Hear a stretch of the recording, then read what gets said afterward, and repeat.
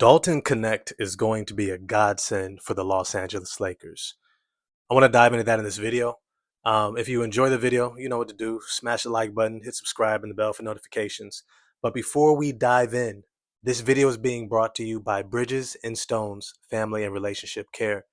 If you or someone you know is struggling with their mental health or relationships, go to bridgesandstones.com for a free consultation. Remember, one small act today can create a better tomorrow, and none of us make it alone.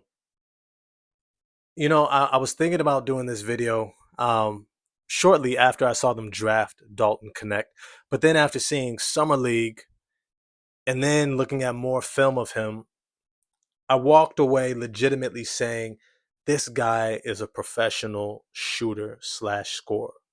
He reminds me of what Duncan Robinson is today, right? He reminds me, he has that kind of um fuck it mechanism that you see from like a Klay Thompson, where his level of unconscious shooting is so far gone you can't really bring him back. If he gets a good look, he's letting it go. And if we're honest, those are the type of shooters that LeBron James loves. Absolutely loves. But has been hard for him to find, especially ever since, well, you know, good old Rob Pelinka traded away Kentavious Caldwell-Pope. And all of a sudden, he's over there helping Nikola Jokic beat LeBron and get an NBA championship. Right? That's got to be a tough pill to swallow. But now Dalton Kinect comes back. And I want to talk about some of the attributes of Dalton Kinect in this video, but also talk about the outcome that I see of his ability for this team. One of the first things I want to point out is that he is a legit NBA shooting guard at his size. He's 6'5" and a quarter without shoes. So that means he plays at about 6'6.5", close to 6'7", with a 6'9" wingspan, weighing in at around 212, 215 pounds, right? He has legitimate NBA shooting guard size. This is what we call positional size. On top of that, he's actually an above average athlete. He's not an elite athlete. He's not DeMar DeRozan or Zach LaVine. But he's definitely the type of athlete that will sneakily bang on your head if you're not paying attention, right? If you think that, oh, he's just going to lay it in as he comes down the lane and all of a sudden he raises up and he's now putting you on a poster. He's that type of an athlete.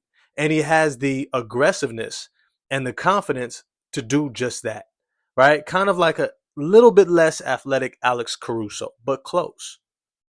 The other side that I love about his game is that he is amazing off the ball, but can also score with the ball in his hands.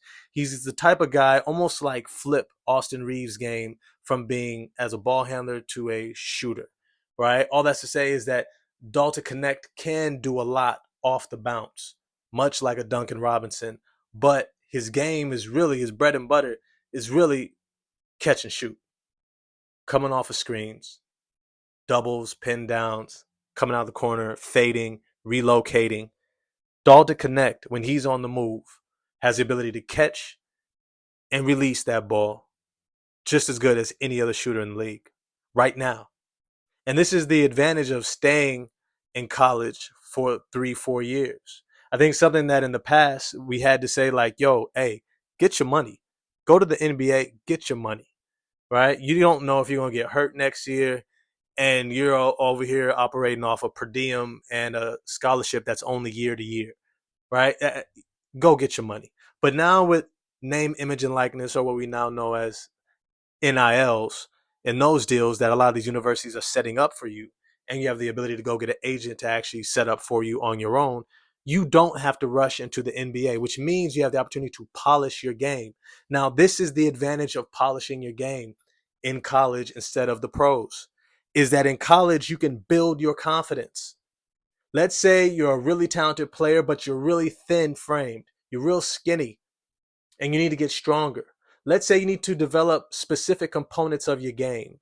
You can do that against lesser competition that allows you to develop your confidence so that you can continue growing rather than being thrown to the wolves of the NBA with grown men who are trying to support their families, who are then looking to compete at the highest level, and you have to now fend for your position against them. That is a crazy position to be in for any young athlete. And so the ability to develop your skills with lesser competition while still getting paid is generally an apropos decision to make. What internationally they would just do is just keep you on a lower club team and say you're not ready yet. Now, as a result, Dalton Kinect has been able to fine tune his game incredibly.